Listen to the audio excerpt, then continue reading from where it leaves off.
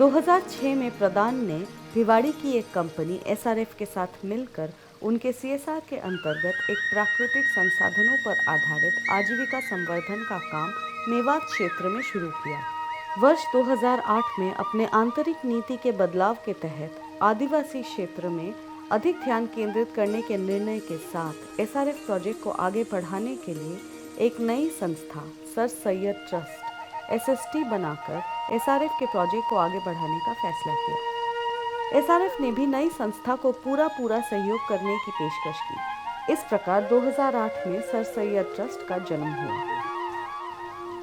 प्रदान की मान्यताओं को आगे बढ़ाते हुए एसएसटी ने मेवात की महिलाओं को छोटे छोटे समूहों में संगठित करना शुरू किया और उनके साथ मिलकर उनके संसाधनों की गुणवत्ता को समझने की कोशिश की और साथ ही उसमें आवश्यक सुधारों और धनराशि का अंदाज़ा लगाना शुरू किया। चर्चा के दौरान मालूम हुआ कि बहुत से परिवारों की हजारों हेक्टेयर ज़मीनें बेकार पड़ी हैं और उन पर खेती करना लगभग असंभव है क्योंकि वो बहुत ऊबड़ खाबड़ हैं और उनमें बरसात के पानी ने गहरे नाले बना दिए हैं। महिला समूहों के साथ मिलकर उनकी ज़मीन को समतल करने की योजना शुरू की, परंतु जब तक पहाड़ से बहकर आने वाले नालों को न रोका जाता, ज़मीन को ठीक करना संभव नहीं था। नालों में बहते पानी को मिट्टी की पाल बनाकर रोकने की मेवात में विकसित हुई सदियों पुरानी परंपरा को पुनर्जीवित करने का काम शुरू हुआ और एक बार पाल बन जाने के बाद उसके चारों तरफ के खेतों को समतल करना बहुत आसान हो गया। लोगों को भी विश्वास होने लगा कि पाल बनने के बाद उनके खेत पानी से नहीं कटेंगे और वो उस पर खेती कर सकेंगे। परंतु बहुत से लोगों के दिमाग में सवाल था कि आखिर ये लोग हमारी ज़मीन को क्यों ठीक करवाना चाहते हैं? कहीं ऐसा तो नहीं कि कल को ये हमारी ज़मीन हड़प ले। दूसरी समस्या मुस्लिम महिलाओं के साथ काम करके एसएचजी ग्रुप बनाने की थी।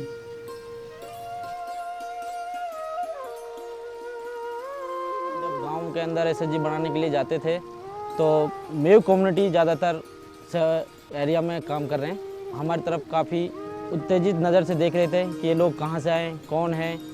तो हमने वहाँ पे जब एसएचजी बनाने की बात करी तो वहाँ के लोग बोलने लगे कि आप लोग कादियानी हो, धर्म परिवर्तन करने वाले हो, आप महिलाओं के साथ में गलत काम करोगे।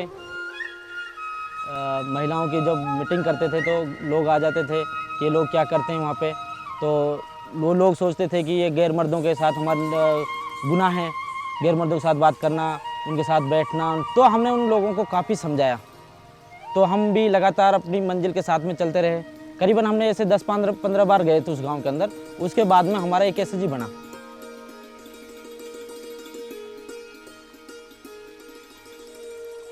गरीब परिवारों की ज़मीनें ठीक होने और उन पर खेती शुरू होने से सब में आत्मविश्वास आने लगा और महिलाएं समूह से उधार लेने और किसी के सामने हाथ फैलाने से बचने लगी। अब पुरुषों को भी समझ आने लगा था। आज महिलाएं बैंक में आ रही हैं उस गांव की, बैंक से लोन ले रही हैं उस गांव की, यानी एसडीएम से मिल रही हैं आज वो महिलाएं, जो कि उन महिलाओं को आज तक पता नहीं था कि एसडीएम कहाँ बैठता है और कलेक्टर कहाँ बैठता है और वीडियो कहाँ बैठते हैं, बैंक क्या होते हैं, बैंक के अंदर क्या होता है। आज जो एसएचजी के अंदर उन महिलाओं को हमने इतना सिखा दिया है कि अगर हम भी नहीं जाएंगे तो ग्रुप चलेगा कंटिन्यू।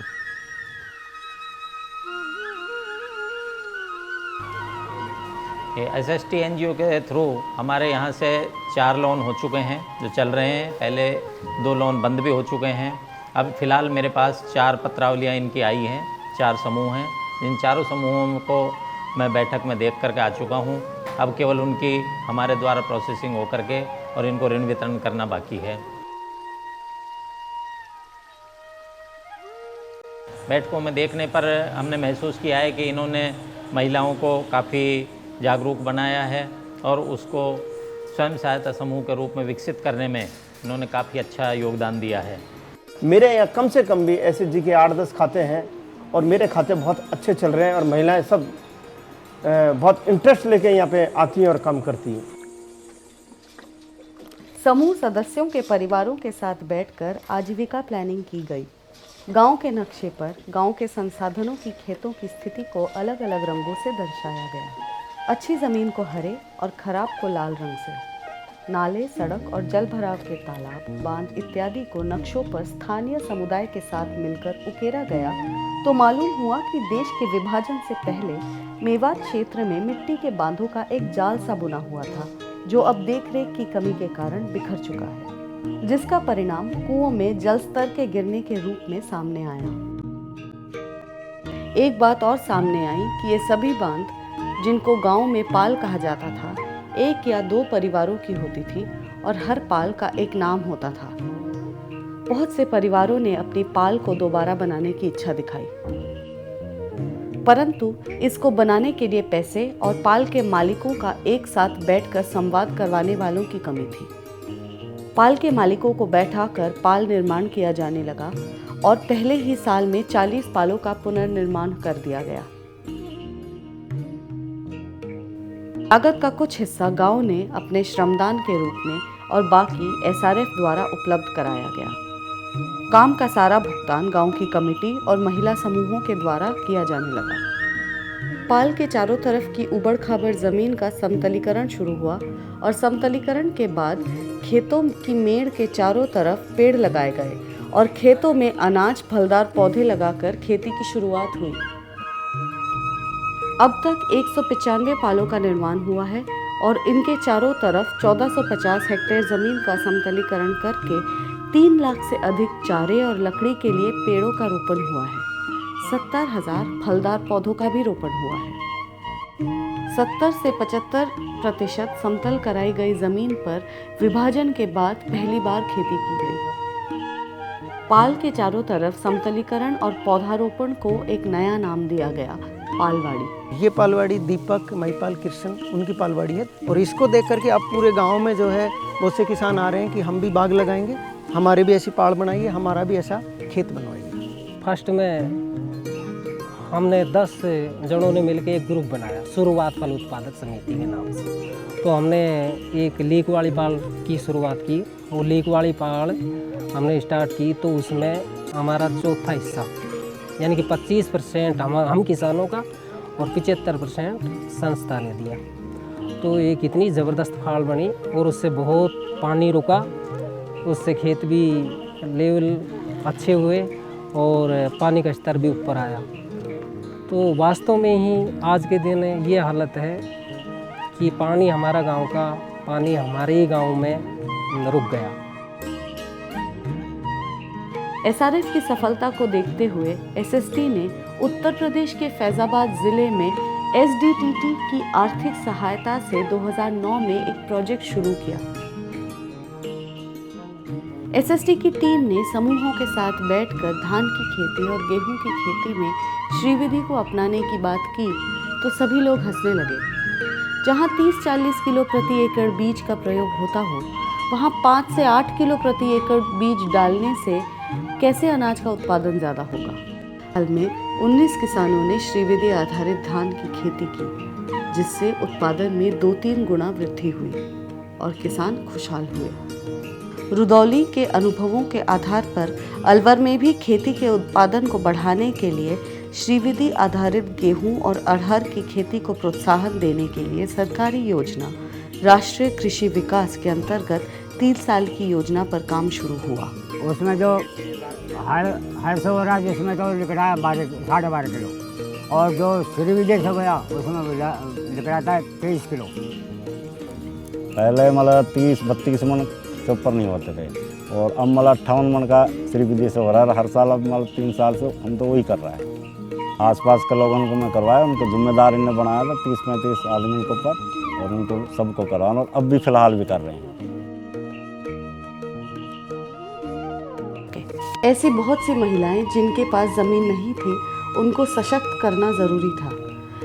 पशुपालन और दुकान शुरू करने के लिए महिला समूहों ने उन्हें लोन दिया। टायर पंचर की दुकान थी, गरीब था, उसके पास कुछ सामान के लिए पैसे नहीं थे, टायर पंचर खुलवाइए। एक बूढ़ा और बूढ़ी अपने बेटों से अलग रहता था, उसकी तुली मूंज व्यापार के लिए लोन दिया है। और अभी भी एक विधवा पति उसके लड़की भी घर पे बैठी है, उसके लिए अभी भी हमने चूड़ी की दुकान और नई तरीके से खुलवाई है, उसको मदद हुई। लोन की एप्लीकेशन जमा करने गई, उनमें से 1 लाख रुपया की मूल्य पहली बार भी लोन मिल गई। उनमें से मैंने 5 दुकान खुलवाई, उनमें से 20-20 हज़ार रुपया मैंने 5 महिलाओं को दे दिए। हर महीने हम किस्त जमा कर दिए बैंक लोन की, वो भी हमने बस 1-2 किस्त ली हैं, सारी लौटा दी। और महिलाओं ने आवश्यक ट्रेनिंग लेकर पशुओं का इलाज स्वयं शुरू किया। सभी समूहों ने 1000 रुपये फीस जमा करके फेडरेशन की सदस्यता ग्रहण की। इस पैसे से इमरजेंसी में समूहों को लोन देने का प्रस्ताव हुआ। इस प्रकार समूह से शुरू होकर ब्लॉक स्तर की संस्था बनी और महिलाओं की विभिन्न समस्याओं और गांव के दूसरे समस्याओं पर विचार कर उसे हल करने का रास्ता साफ हुआ।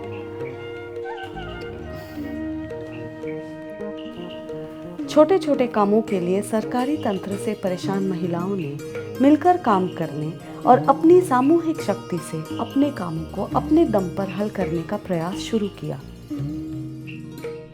हमारे एक गांव साजली टंकी साहब वो फूक जाती, 1.5 महीना भी ना चलती, और हल्का पावर की देता बस पूरा गांव चोरी की लाइट जोड़ता, वो सारी फूक जाती। तो हमने 6 महीने हो गए बगैर लाइट के, बिल टाइम भरा। फिर हमने यहाँ से एप्लीकेशन बनवाया अपने मेवात महिला समिति से, हमने वो जमा करा। वहाँ जाके IN के पे गया, JN के पे गया, सारी जहाँ जहाँ हमने रास्ता बताया हमें वहाँ गया। तो हमने हो गई 1-1.5 महीने हो गए डोलते डोलते। मैं लाई वहाँ से भर के, ट्रैक्टर भर के लाई मैं महिलाओं को। हमने कही आज तहसील फोड़नी है, हमने कहता हमारी टंकी रख दी। आज हम ट्रैक्टर में टंकी लेके जाऊँगा, नहीं हमें टोली कर देनी है, हग्गा में कर देना, रोड जाम कर देंगे। तो वहाँ ने हाथ जोड़ के है नहीं, मैनेजर साहब ने जब भी लिख के दे दी, SDM ने भी लिख के दे दी, भाई ले जाओ अपनी टंकी को ले जाओ, इसको टंकी दे दो। हम किसी से नहीं डरेंगे, कुत ले लेंगे हाथ में, और जब आपका गट्टान पे से घड़ेंगे टेंट तक। गांव में गरीब परिवारों की मदद करने के लिए SST ने अच्छे मान्यता प्राप्त शिक्षण संस्थाओं से पढ़े लिखे नौजवानों को संस्था से जोड़ने का प्रयास शुरू किया। मैं सन 2011 में अपने MBA की पढ़ाई कंप्लीट करके मैं सर सैयद ट्रस्ट ज्वाइन किया था। वो एक्चुअली जब ग्रास रूट में 2 महीने की ट्रेनिंग ली, उसमें बहुत सा डिफरेंट था। तो यहाँ मैंने पहले मेजर कंसर्न ये देखा कि यहाँ के जो रिसोर्सेज है, नेचुरल रिसोर्सेज है, उनका फुली यूटिलाइजन नहीं हो रहा है लोगों के द्वारा। इस मेरी तरह ही MBA करके हमारे जो साथी हैं वो हमारे साथ जुड़ के काम कर रहे हैं। प्लस उनका एक ही मेन एम है जो कि महिलाओं का उत्थान करें, जो स्थिति थी पहले उनको सुधारें, ताकि जो हमारे जो गाड़ी का पहिया हो जो बराबर होकर चले, प्लस जो घर में जो डिसीजन मेकिंग दोनों को भागीदारी हो। ह्यूमन राइट्स में मैंने मास्टर्स किया हुआ है। मैं SST में आने से पहले कॉर्पोरेट सेक्टर एक CSR में काम करता था, फिर भी मैंने ये फील्ड चूज़ किया। यहाँ पे बहुत ही ज़्यादा हार्डवर्क है, ये मेरे लिए बिल्कुल ही नया एक्सपीरियंस है। मैंने कभी इस तरह की लाइफस्टाइल जो किसान जहाँ पे रह रहे हैं, जिस हालात में रह रहे हैं, मैंने कभी देखा नहीं। तो और मुझे लगता है कि अगर मैं SST में ना आता तो मैं कभी देख भी नहीं सकता था। SST ने मुझे एक प्लेटफॉर्म प्रोवाइड किया जहाँ मैं ना सिर्फ प्रोफेशनली ग्रो कर सकूँ बल्कि पर्सनली मैं ग्रो कर सकूँ। और जो कुछ मेरी अंडरस्टैंडिंग है, मेरी नॉलेज है, मेरी जो एजुकेशन है, कैसे मैं उसे इस्तेमाल कर सकता हूँ SST के लिए। और मैंने एग्रीकल्चर से ग्रेजुएशन किया है। मुझे संस्था ने कोऑर्डिनेटर के रूप में इस काम को करने की जिम्मेदारी दी है। एग्रीकल्चर मेरा बैकग्राउंड रहा है मेरे परिवार का, तो सोचा कि मैंने जो टेक्निकल पढ़ाई की है उसको अपने स्थानीय इस तरह के किसानों को मैं दे पाऊँ। मैं इस संस्था में 1 साल से काम कर रही हूँ। मैं यहाँ SSG महिलाओं के साथ काम करती हूँ और इसके अलावा HR रिलेटेड जो टास्क हैं वो भी हैंडल करती हूँ। इस संस्था की सबसे अच्छी बात ये है कि यहाँ ट्रांसपेरेंसी है, वर्किंग कल्चर बहुत फ्रेंडली है।